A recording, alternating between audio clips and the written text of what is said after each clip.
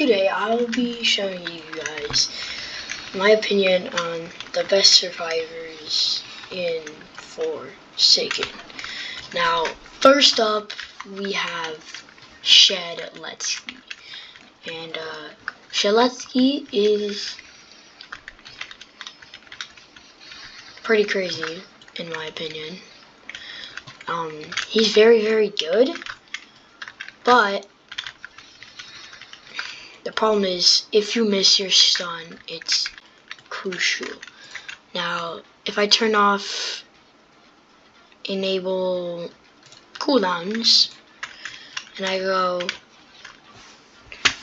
now the killer can just head up to me, and then, no, I got gashing wounded, no. But if you manage to outrun the killer who tries to hit you, you'll be able to eat your chicken and live safely to slash another day. Now, the only problem is that even if you land your slash, it's still not like a super long time. It's around 3.25 seconds, which is enough time to get you to run away, but it's not that easy. Oh yeah, I just saw some of the, I never knew you could do that. Now, you can get enough time to run away and eat your chicken, but please guys, don't go like this. You're in the middle of a chase. They're coming after you. You go like this. The killer just instantly gashing wounds you. Alright, now you're dead. You're just gonna get cooked. And I think that is the only problem with Shedletsky. He's great and all, but whenever you aren't able to do anything, then he is not the best.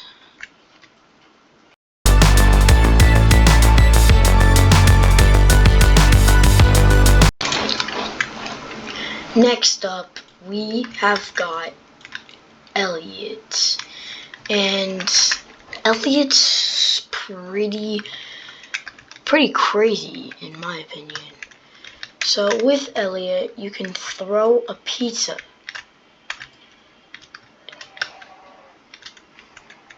But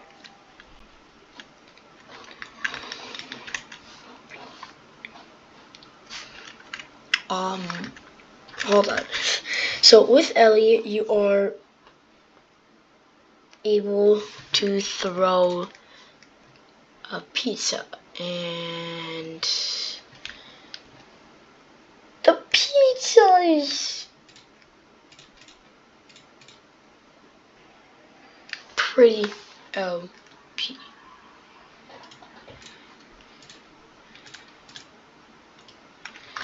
Now, pretend this guest gets damaged by something. I could just throw the pizza, and it would feed him this pizza. It would heal him up, and also give me this little thing called Rush Hour. You can use the Rush Hour.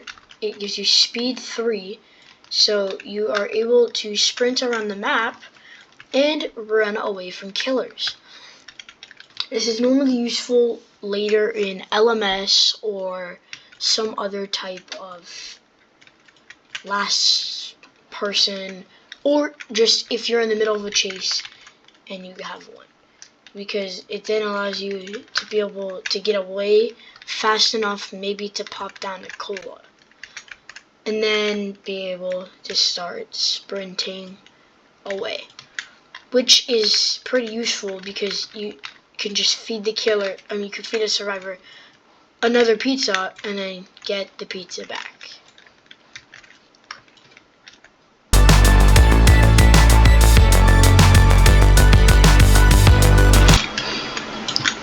Next up, guys, we have Noob. And noob is pretty simple. You drink the Bloxy Cola, which gives you speed 1. You get a Slate Skin Potion, which gives you Slate Skin for 5 or 6 seconds, giving you basically around 100 health, and when it ends, giving you speed 2. And you have your Ghost Burger, which gives you undetectability and invisibility 4. Big new buff right there. It's very useful for hiding, because then the killer will just come across and get absolutely cooked. Also, it is still useful. Hold on, we gotta do this, guys.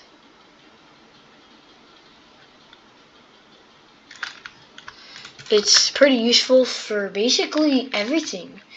So, yeah.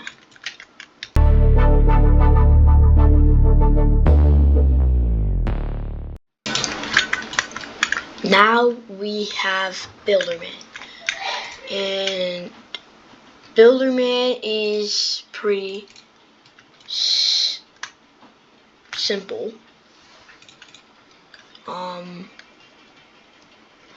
Basically, Builderman is able to build down sentries everywhere around the map. These sentries will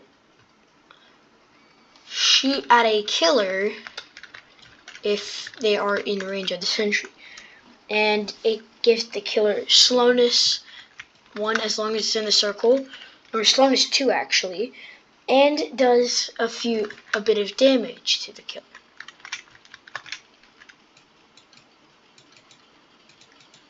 Now, I don't know about you guys, but already Builderman seems kind of good. I don't know. Anyway, another thing Builderman does have is his own way of healing. You can place down a dispenser, and an injured survivor would be able to come near this dispenser and heal up. Now, the healing is very slow, but it is very powerful also. Eventually they do break though. That's the only downside, but he is very helpful of a supporter, and I think you can be a very good Forsaken player just by having him around. You will be able to have a good team. And that's my thoughts for Builderman.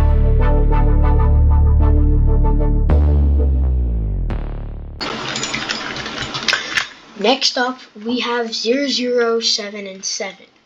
And this guy is very, very interesting, in my opinion.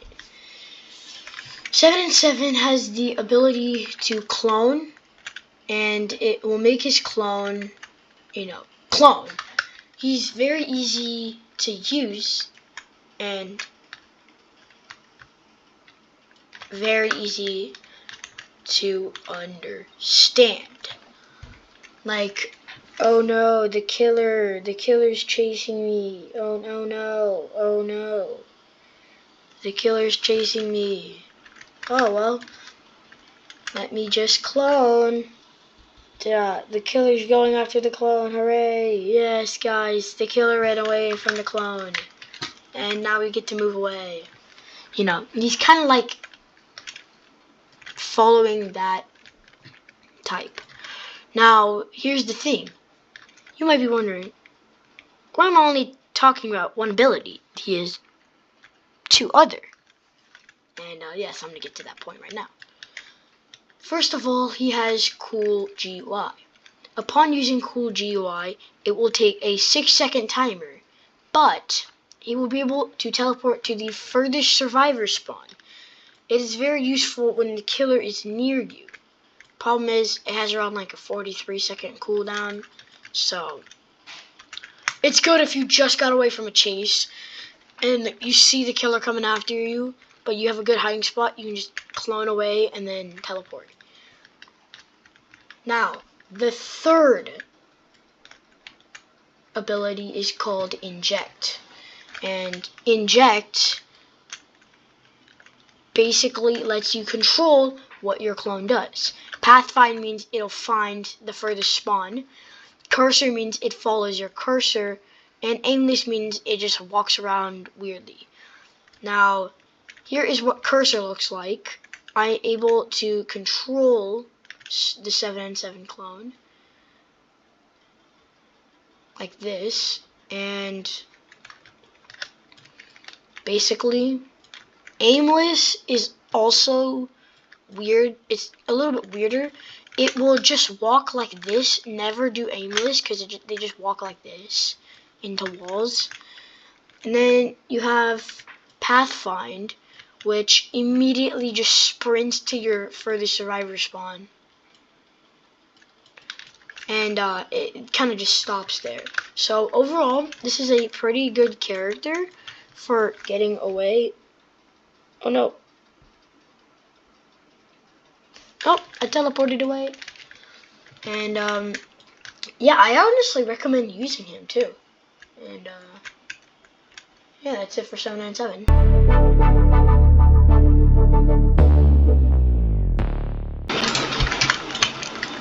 Next up, we have Taff. And Taff, okay, he's pretty insane. I don't have him high leveled, but the dude can just chuck trip mines everywhere. And then, even if you thought that was annoying, he can just place down a freaking tripwire, just going across like an entire area. And then the killer just gets cooked. Like, if I'm playing as killer, hold on. Like, if you're playing as killer and you find a survivor, and then Taff is just chilling here like this. Oh no, the killer's coming. He's highlighted and bam! He can't do anything. The killer is literally just cooked. That gives you enough time to run away because it gives the killer helpless and also makes them not able to see. Then it just gives you more time to chuck down the trip mines and the trip wires. The trip mines give helpless for around 4 seconds, and they give the killer helpless for like 5 seconds, and also trip subspaced for 5 seconds too. The tripwire, on the other hand, highlights the killer to every survivor and tells the killer, and also gives the killer slowness for 3 seconds. This survivor, honestly, is insanely OP if you literally just want to just cook killers. Like, just throw your trip mines in a force field and you'll win. Now, the only downside is you can get blasted by trip mines too.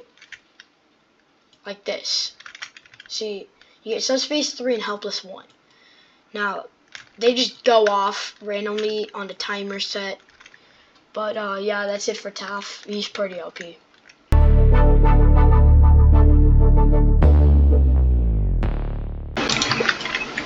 Next up, we have Two Time. Now, Two Time is absolutely OP. Let's just pretend the killer's coming. Uh-oh, the killer fell. So, if the killer was to come, like if the killer spawned up here, basically what Two Time is able to do is he basically gets a second life. Now, he doesn't just spawn with the second life, no. He has to earn the second life. And what I mean by that is, if we go ahead and you see the killer over here, right? So this killer could be chasing after me. He goes for a slash, and then I stab him.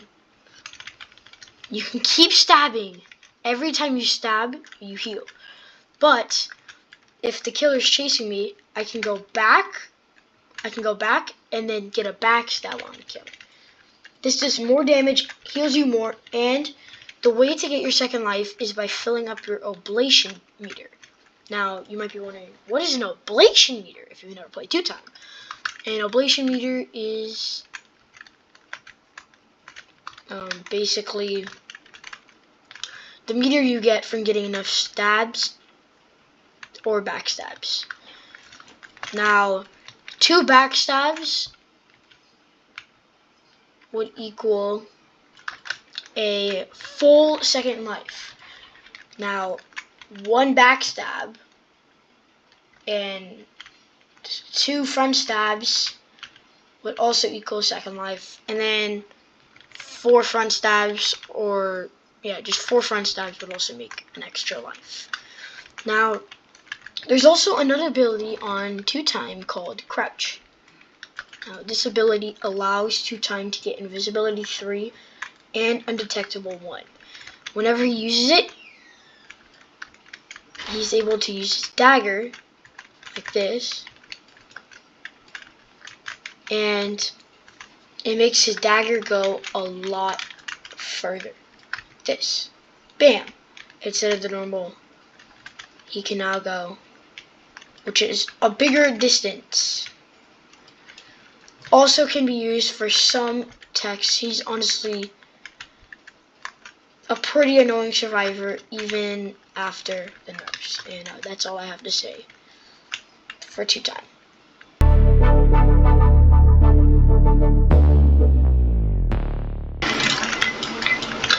Now for our next survivor, we have Chance. And Chance is a lot different than any other survivor.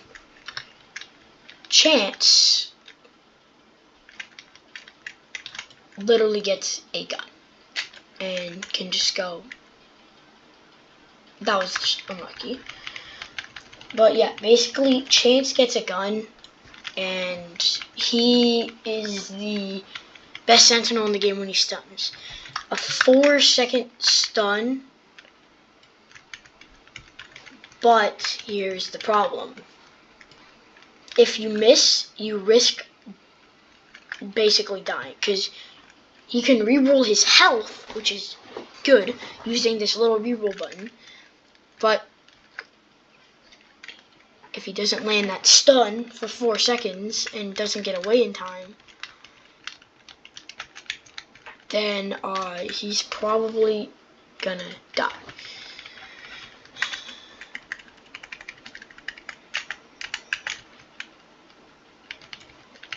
Now,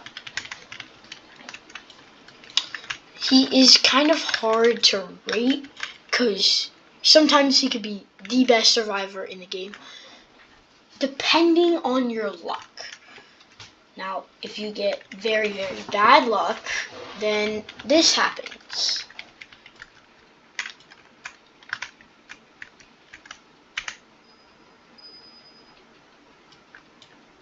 What? That. Your gun explodes, and now you are basically just left to die. If you have good luck, your shot will land and you will get your reroll. Now, the third ability, you can only get 3, you have to get 3 charges on to use, and it's called Hat Fix. Now, you might be wondering, what in the world is Hat Fix? Once you get your 3 charges,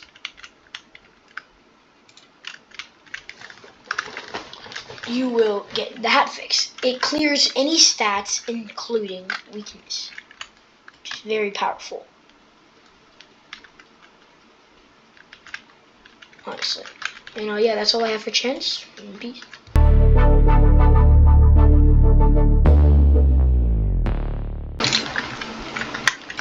Okay guys, up next we have Dusakar.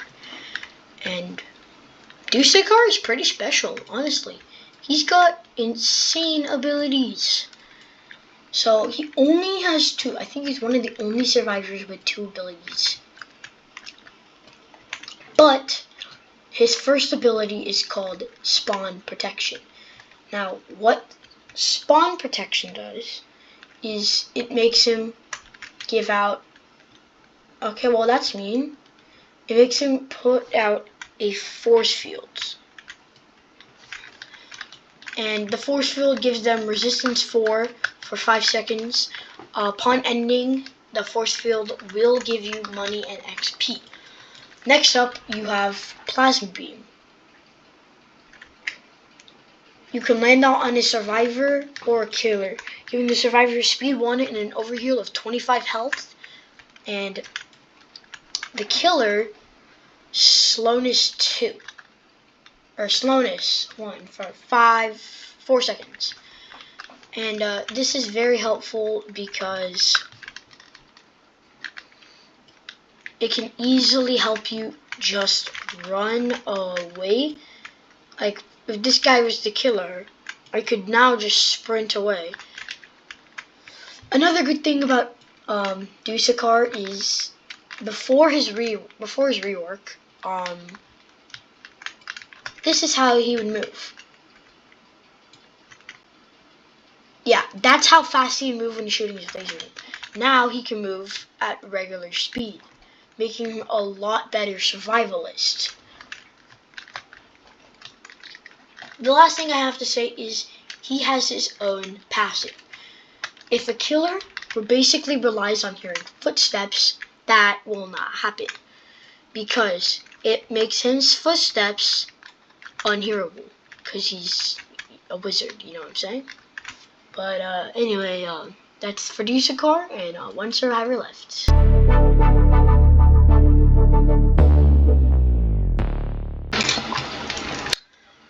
Alright, and last but not least, we have guest 1337. Now, he has 3 abilities. 1 is locked. 2 of them you are free to use. Now, if, let's say, the killer just randomly finds guest and decides to slash him.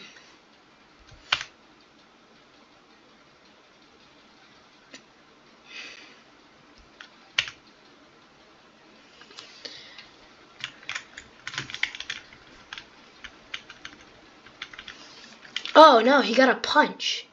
Now I'm able to punch the killer, making the killer stunned. You are also able to parry the killer,